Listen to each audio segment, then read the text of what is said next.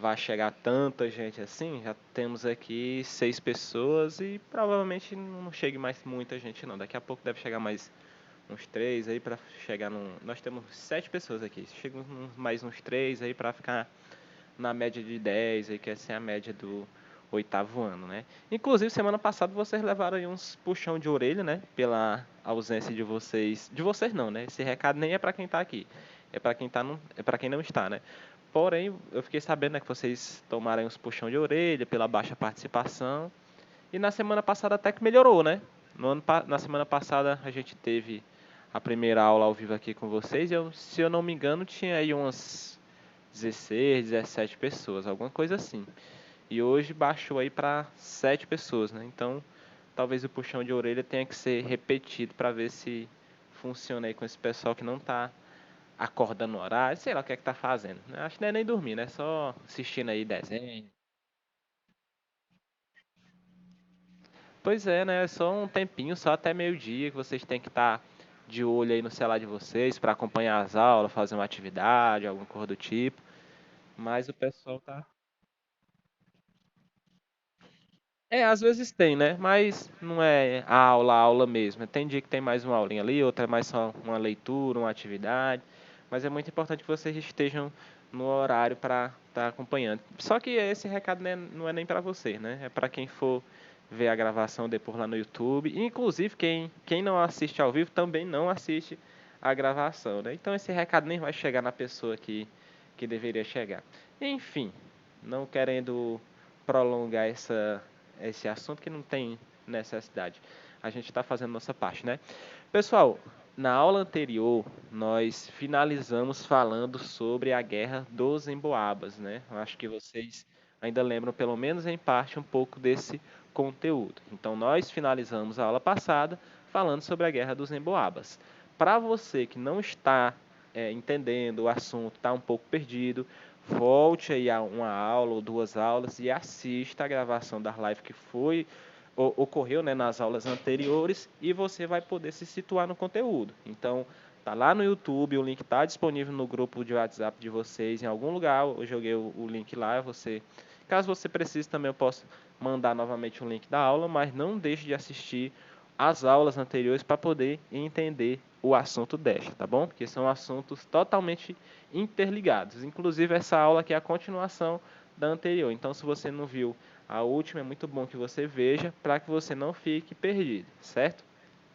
Pessoal, na aula passada nós finalizamos falando sobre o fim da Guerra dos Emboabas, né, que terminou lá com a vitória dos estrangeiros sobre os paulistas, né, que não ficaram satisfeitos pela falta de não ter um local para explorar e começaram a explorar lá em Mato Grosso, em Goiás, em outras regiões, né, mas não desistiram da guerra da guerra pela busca, né, do ouro, vamos falar dessa maneira.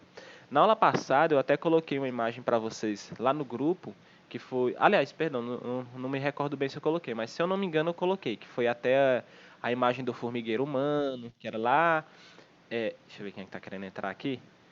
Eu coloquei no grupo, né? Me confirmem só para não estar falando besteira aqui, se eu coloquei foi em outro grupo, mas eu acho que eu coloquei no grupo de vocês a imagem né, do formigueiro humano, né? Que é uma imagem que trata do período né, de escavação e de exploração de um determinado local. Me confirme aí, só se eu coloquei lá no grupo para vocês a imagem.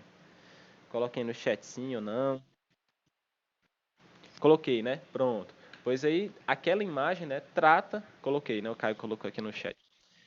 Aquela imagem trata muito deste período, né? Que tem essa relação de exploração muito forte, né? Ontem, inclusive, eu estive. Eu estava assistindo e passou. Acho que era no Fantástico, estava passando, se eu não me engano uma reportagem né, que tratava sobre ainda né, a exploração do ouro, né, só que estavam falando lá sobre a exploração do trabalho infantil, né? Tinha muita criança, tem né, muita criança trabalhando aí na busca, né, na procura do ouro, né? Inclusive isso é uma coisa que já acontece no Brasil há cerca de mais de 300 anos, mas que ainda tem bastante, né? Embora seja muito mais difícil hoje em dia de achar ouro do que naquele período. A gente falou, né, finalizou lá sobre a Guerra dos Emboabas e hoje, né, daremos início falando sobre a Guerra dos Mascates, que ocorreu lá em 1710 até 1711, cerca aí de um ano de conflito, vamos dizer dessa maneira. Pessoal, eu vi que vocês estavam comentando se não ia ter atividade, né? E vai ter, tá? Eu vi algum comentário, não sei se foi no grupo, mas eu vi em algum lugar, alguém perguntando. Na hora que a gente finalizar aqui os slides, finalizar o assunto, aí eu passo a atividade para vocês, tá? Eu não sei se a gente consegue concluir hoje, mas se a gente conseguir concluir, amanhã eu já passo. Se não conseguirmos concluir hoje, amanhã a gente conclui e eu passo na quarta-feira, viu? Eu sei que vocês estavam perguntando aí, eu vi alguém perguntando, não lembro o nome, mas eu vi perguntando, então só para esclarecer, tá bom? Pessoal, a Guerra dos Mascates, né, teve ali o seu primeiro incentivo, né, em 1554, bem antes, né, desse período aí, que foi com a expulsão definitiva dos holandeses de Pernambuco, que provocou, né, uma grande mudança no cenário econômico daquela região. Então, até então, o Brasil se via cercado assim por vários e vários povos, né, querendo a conquista desse território. E quando então teve a descoberta das Minas Gerais, do ouro, e isso se tornou ainda mais intenso, né, porque esses materiais preciosos sempre foram preciosos, né, embora hoje, né, a gente não tem tanto assim uma questão de ouro para usar, né, para comprar alguma coisa, é mais uma questão realmente de joias e tudo mais, mas naquele período o ouro era usado até para fazer trocas, né? Então se você tinha terras, né, eu lhe dava ali um punhado de ouro e comprava a sua terra. Então era mais valorizado ainda do que nesse período que a gente vive hoje em dia, né? Hoje a gente vê mais em joia e tudo mais, mas ninguém anda com um pedaço de ouro aí para trocar em uma moto. Eu nunca vi isso acontecer. Então é um período totalmente diferente do que a gente vive hoje, mas que deixou traços, né, na nossa cultura. Então, essa expulsão dos holandeses de Pernambuco provocou, né, uma grande mudança no cenário daquela região até então. Os grandes produtores de açúcar, que anteriormente usufruíam intensamente dos holandeses, agora viviam uma crise decorrente da baixa no mercado de açúcar internacional. Assim, pessoal, a sociedade é como se fosse sempre um. Imagine uma pessoa, né? E essa pessoa, de maneira geral, ela tem duas pernas, né, para poder se locomover. Então, imagine a sociedade como se fosse uma pessoa em que uma perna é a economia e a outra perna é a política. Então, para a sociedade evoluir, ela tem que ter essas duas pernas funcionando bem, né? A parte econômica e a parte política, porque aí a sociedade vai dar bons passos aí caminho em rumo, né, à evolução. Por que que no Brasil a gente tem tanto problema em que a sociedade não consegue evoluir? O pessoal fala dessa maneira, que a sociedade não consegue se desenvolver. Porque a gente tem sempre uma parte muito forte em uma das pernas da sociedade, que é a economia. Mas a outra perna, que é a política, deixa muito a desejar. Então, ao longo dos anos, né, desses quase 500 anos que o Brasil tem, a gente sempre teve uma economia voltada a coisas que tinham realmente uma subsistência. Porém, a nossa política nunca foi nosso forte, né? Então, assim, conta-se nos dedos, né, um presidente ou uma presidenta, né, que não teve severas críticas. Então, se você olhar o cenário atual, os nossos últimos presidentes foram todos saíram, né, negativamente da presidência. Um até então, até pouco tempo estava preso, a outra, né, sofreu um impeachment. O que está atualmente agora tem sido muito criticado. Então, a perna política, perna entre aspas, tá? A perna política nunca foi uma coisa boa no Brasil. Então, talvez seja por isso que a gente tem tanta dificuldade, né, de se desenvolver como sociedade.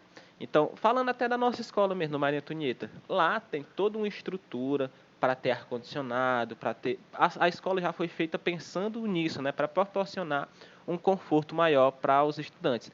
Porém, né, a energia não consegue puxar esses ar-condicionados para ser colocado na sala de aula. Então, há muito tempo vem sendo prometida uma subestação para colocar ali perto da escola, para que os alunos, né, para que vocês possam ter ali um pouco mais de tranquilidade durante o horário das aulas, né? Só que os políticos enrolam e nunca dão para fazer essa subestação. E com isso os alunos ficam sendo prejudicados, né? Tendo que conviver com o calor escaldante aí do segundo semestre. Que talvez vocês precisem voltar para ele até de máscara, né? Num segundo momento. E isso não vai ser nada confortável, né? Então a gente vê que até na nossa escola a gente sofre uma influência política muito severa e isso prejudica o dia a dia de vocês, alunos, tirando um pouco do conforto que vocês tinham, né, direito a receber. Então a gente entende que todo um processo que a gente fala de sociedade como um todo, a gente fala também de nós, né? Nós fazemos parte da sociedade e nós é que sofremos esses fatos, né? Nós é que somos vítimas desses fatos políticos, vamos dizer dessa maneira. Então, a gente vê, né, que o Brasil sempre tinha esse lado econômico. Então, o açúcar começou a perder muita força justamente pela expulsão, né, de alguns povos que estavam aqui tentando conquistar. Então, a economia começou a substituir a importância do açúcar, dando importância para o ouro, né? Só que isso era um pouco difícil, né? Porque ouro não é uma coisa tão fácil de cultivar, que nem se cultiva, né? Vamos dizer dessa maneira, mas, quanto cana, né? Então, cana de açúcar era muito fácil de se plantar, dava em quase todo local do Brasil, e já ouro não, né? Tinha alguns locais específicos para ter a mineração. Contudo, né? Os senhores de engenho ainda possuíam um grande controle do cenário político local, por meio de poder exercer poder através da Câmara Municipal lá de Olinda. Em contrapartida, né, Recife, como região política vizinha, subordinada a Olinda, era considerada como principal polo de desenvolvimento econômico em Pernambuco. Da cidade, né, da cidade grande, trazia grandes lucros para os portugueses, que controlavam a atividade comercial na região. Essa posição favorável tinha como motivação as diversas melhorias empreendidas na cidade, como a colonização holandesa, que havia transformado a cidade em seu principal centro administrativo. Então, um local que até então só tinha mais matos, né, vamos dizer dessa maneira, começou a se tornar uma grande cidade, né? Porque vieram, né, pessoas com mais um desenvolvimento, vamos dizer assim, dessa maneira, da arquitetura e tudo mais, e construíram, né, começaram a construir uma cidade que se tornou um grande centro administrativo ali do povo holandês também aqui no Brasil. Então, talvez, né, se essa colonização holandesa tivesse dado mais certo, né, hoje em dia nós seríamos uma sociedade totalmente diferente, né? Não falaríamos português, não usaríamos o real, né, que é a moeda que a gente usa hoje em dia. Seria uma sociedade totalmente diferente, né? Talvez melhor do que a gente vive hoje, talvez pior, né? Então não se sabe ao certo como seria, porque os holandeses acabaram sendo expulsos aqui do nosso território. Com o passar do tempo, né, a divergência da situação política e econômica entre os fazendeiros de Olinda e os comerciantes portugueses de Recife criou uma tensão local. Inicialmente, os senhores de engenho de Olinda, vivenciando. Pessoal, só um segundinho, tem alguém batendo aqui. Só um segundo, tá?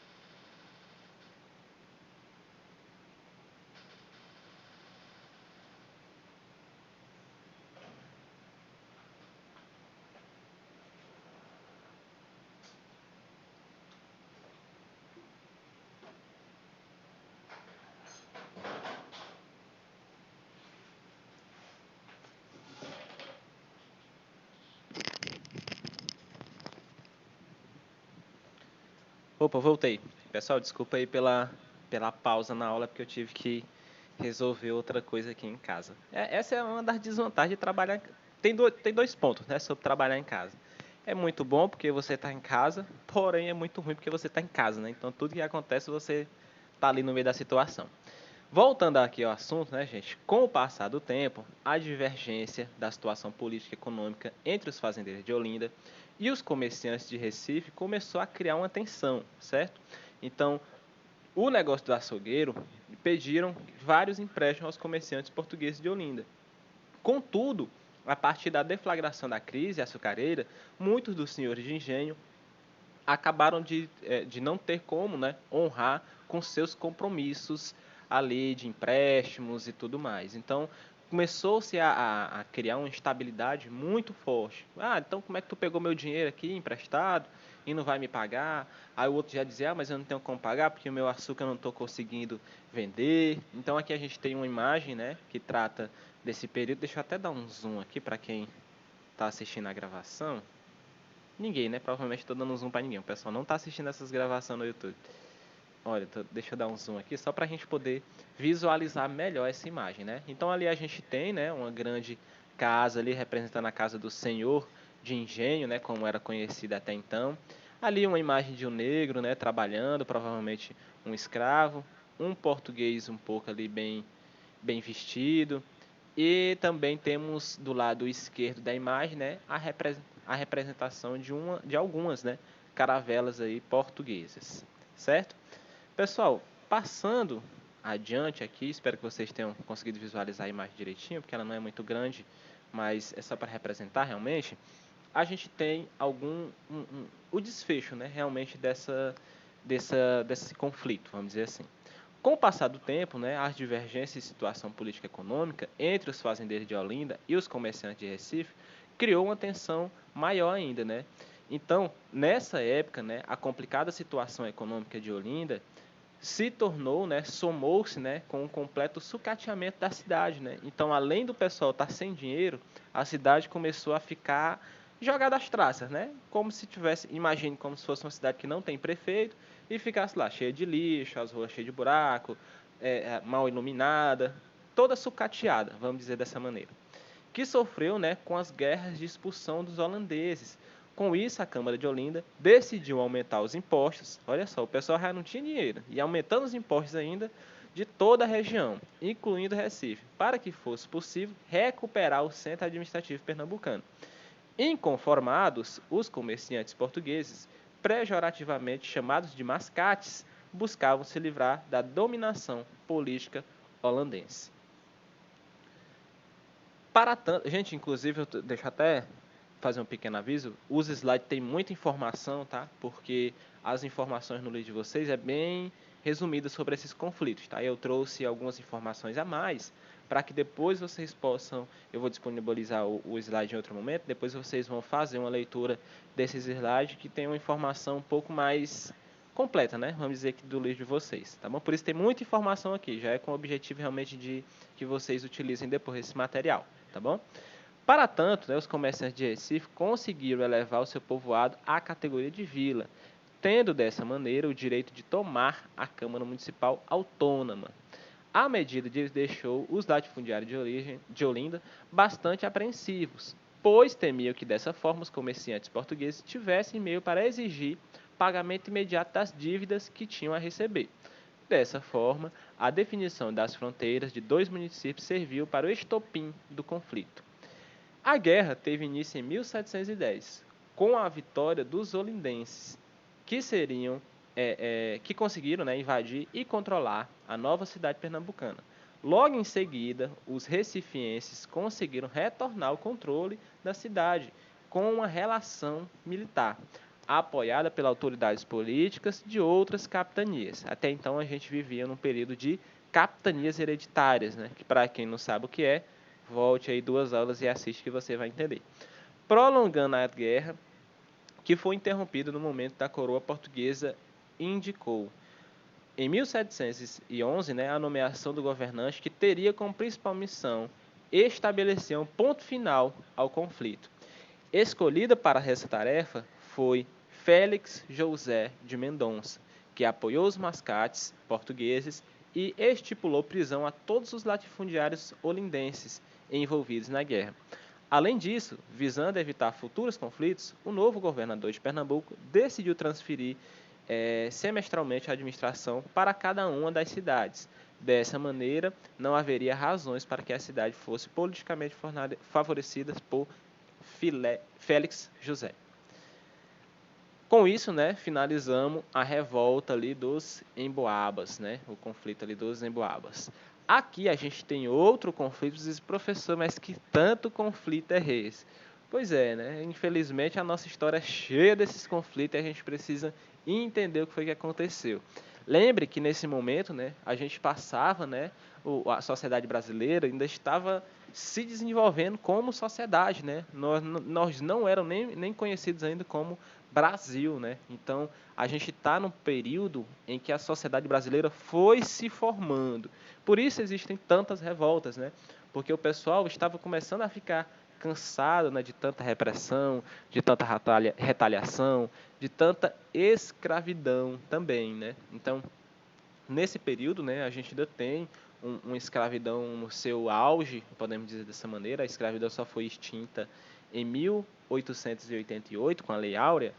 E nesse momento, né, a gente vai falar sobre a revolta de Felipe Santos, em que ocorreu ainda em 1720. Então, entenda, todas essas revoltas foram passo a passo para fazer com que o Brasil, né, que a gente conhece hoje, fosse independente com relação a Portugal, né? Portugal é um paísinho bem pequenininho, né, mas que naquele momento tinha muita força relacionada à expansão territorial, certo?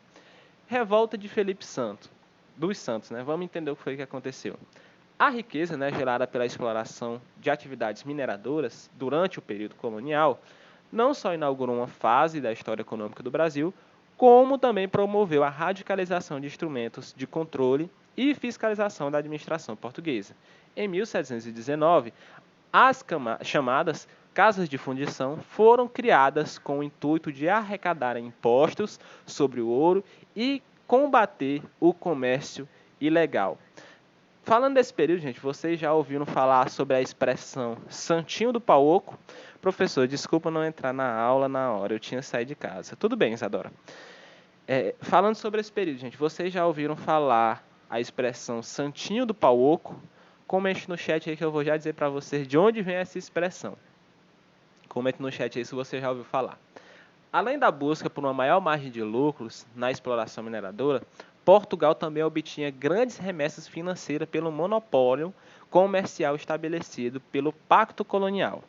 Esse monopólio obrigava que os colonos comprassem, né, produtos fornecidos pela metrópole com preço, né, imposto por Portugal. Dessa maneira, fiscalização metropolitana era de alguns valores cobrados pelos produtos vindos de Portugal, gerando a inconformidade dos colonos frente a essa situação.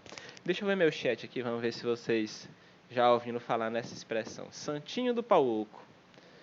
Vamos ver, não. Só o Nadson que já ouviu falar. Pelo jeito, só o Nadson.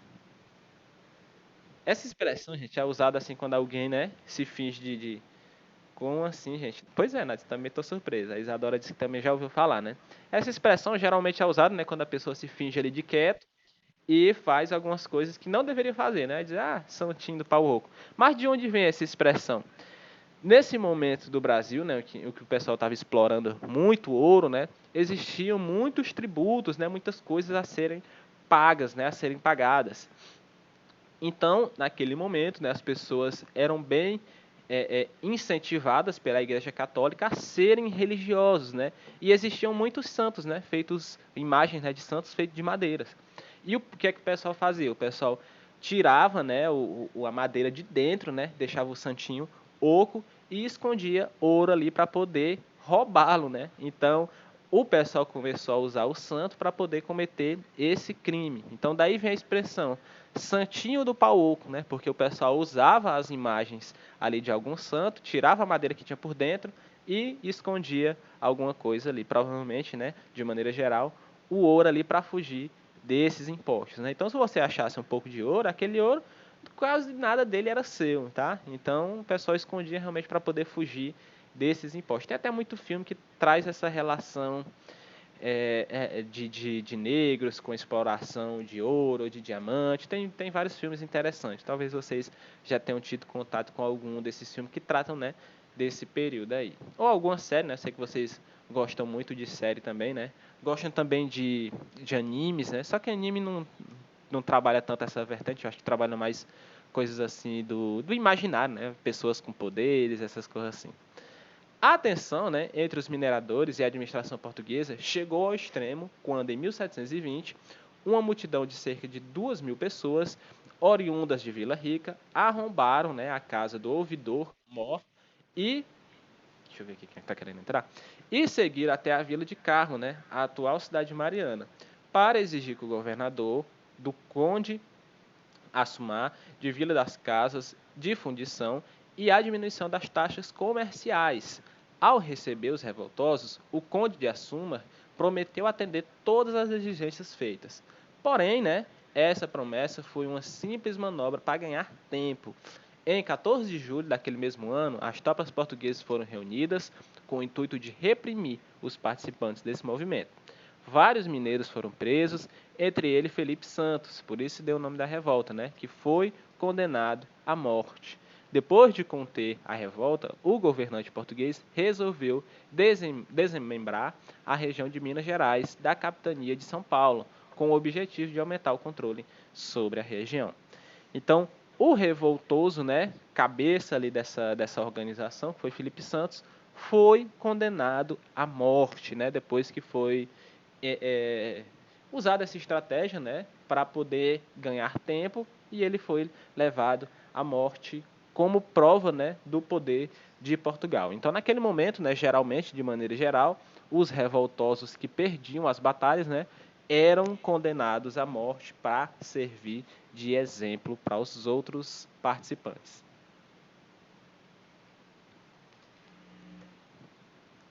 Dito isso, gente, a gente tem outra revolta muito importante na nossa história, que é a Conjuração Mineira, né? Ou também chamada de Inconfidência Mineira, que ocorreu lá em 1789. A gente tem uma imagem aí, né, na tela para vocês. Deixa eu até dar um zoom aqui para o pessoal.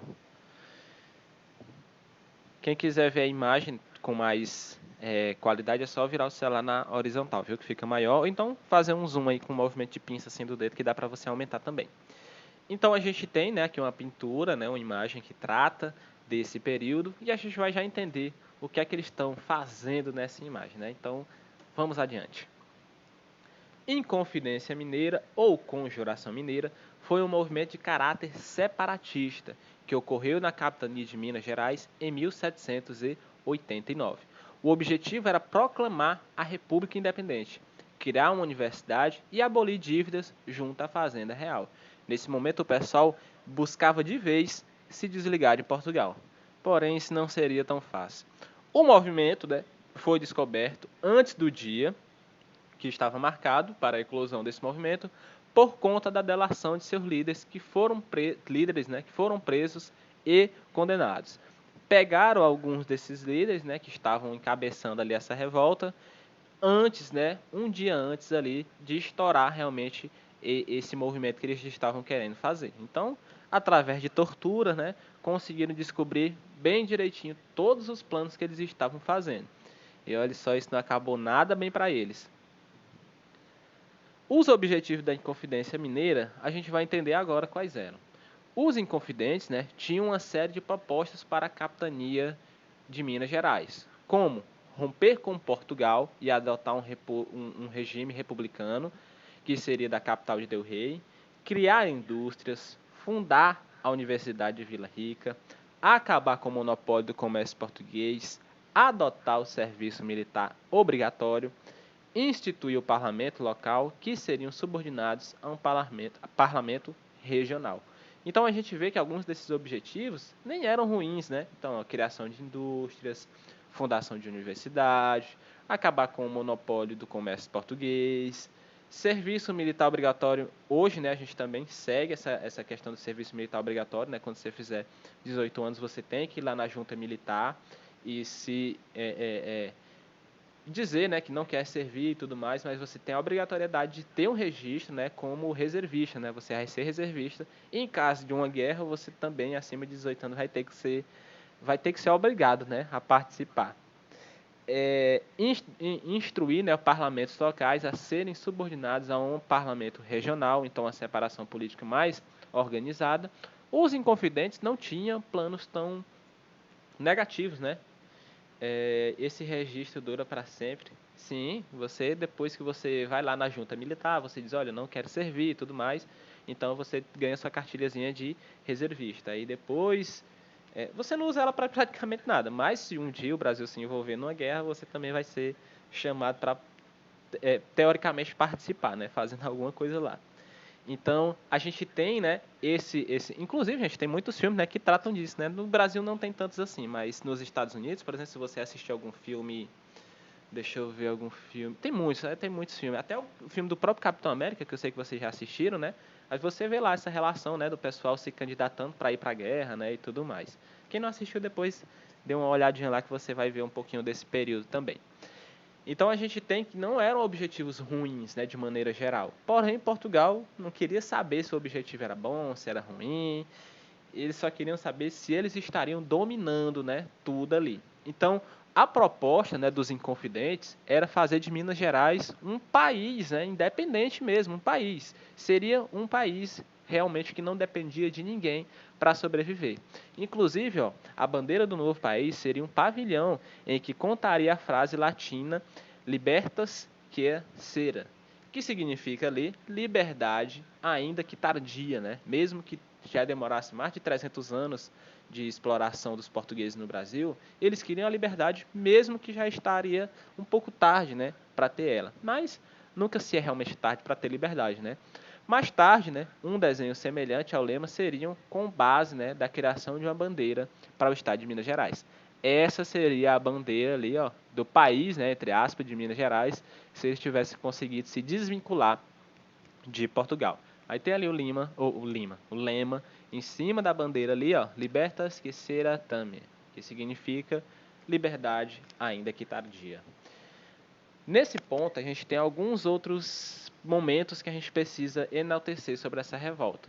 Olha, os planos dos Inconfidentes, né, foram frustrados porque 3 participantes da conspiração, procurando pelo governador Visconde de Barbacena para delatar o movimento. Foram eles, Coronel Joaquim de Silveira Reis, o Tenente-Coronel Bacílio Brito Malheiro, do Lago, do mestre do campo militar, Inácio Coreia Pampola. Tiradentes, né? Olha só, esse nome com certeza vocês conhecem, que viajava para o Rio de Janeiro a fim de adquirir armas, foi preso na cidade no dia 10 de maio de 1789. Após 3 anos sendo processado, todos os participantes foram perdoados ou condenados ao desagrego. Somente Tiradentes foi condenado à morte e executado no dia 21 de abril de 1792, no campo de São Domingos, do Rio de Janeiro. Após o cumprimento da sentença, o corpo foi esquartejado e ficou exposto à execração pública.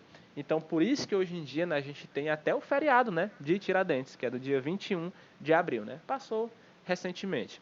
Então, a gente entende agora o porquê, né? Esse feriado significa não somente a morte de uma pessoa, mas a luta de um povo pela liberdade. O povo brasileiro não aguentava mais ser comandado, né, por Portugal.